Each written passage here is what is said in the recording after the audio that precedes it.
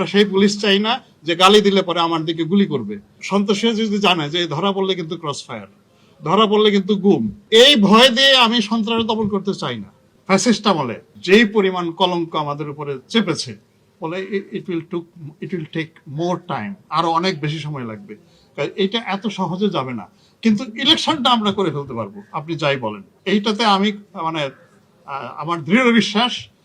43,000 centre, আপনি কয়টা centre বন্ধ করবেন?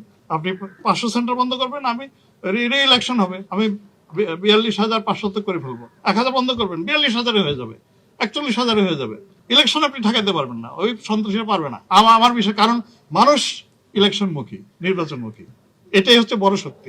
আমরা সেই পুলিশ চাই না যে গালি দিলে পরে আমার দিকে গুলি করবে, সেই পুলিশ তো আমরা হইতে চাই না। আমরা বরাবর কেতাবে এটা পড়েছি, আমরা এখন এটা বাস্তবে প্রয়োগ করতে চাই। এখন ভাই আপনি যেটা বললেন, এই সুযোগে এখন আমি যদি একটা অপ্রেসিভ পুলিশ বাহিনী হই, বা পুলিশ সন্ত্রাসীরা যদি জানে যে ধরা পড়লে কিন্তু ক্রস ফায়ার, ধরা পড়লে কিন্তু গুম, এই ভয় দিয়ে আমি সন্ত্রাস দমন করতে চাই না। আমি আমার রুলস এর মধ্য দিয়ে, আমি ধরা পড়লে তাকে 24 আওয়ার্স এর মধ্যে কোর্টে পাঠাবো, আমি চার্জশিট দিব, ওইখানে বিচার হবে। এর মধ্যে দিয়ে আমি সন্ত্রাস দমন করব। আমি ক্রস ফায়ার দিয়ে দমন করতে চাই না ভাই।